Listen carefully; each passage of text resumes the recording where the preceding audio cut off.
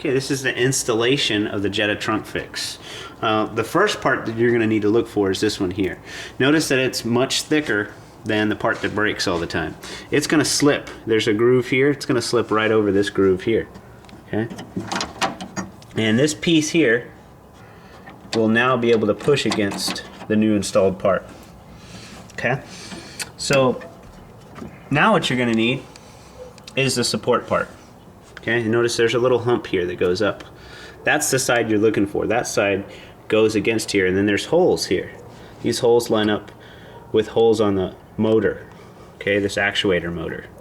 Okay, then you take the supplied screws and screw them in. Careful not to cross thread them. Okay, they should go on pretty easy. And I usually just do hand tight while I'm doing this part. The beauty of this part is that if you can turn a screw or turn a screwdriver, you can install this part. You don't have to be a mechanic. You don't have to pay the dealer hundreds of dollars to install this.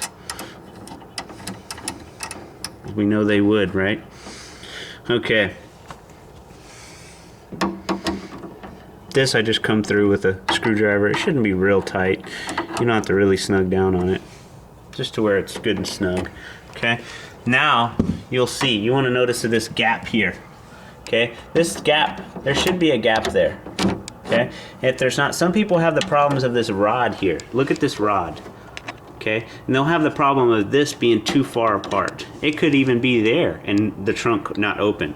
You need the proper clearance between this arm that pushes against the new trunk fix. Okay, you need the proper clearance. So I'm going to show you how to get that clearance. Okay, you just pop this little snap in here, use a regular screwdriver, and just pop this snap open. It should just pop open like that. Once this rod will come out. Okay, once it comes out, then you can push on this rod to get the proper clearance. You want this very close to it, but not touching it. Okay, you see that? Very close, but not touching it. If it's this far out, your trunk just will not open. You have to have the right clearance.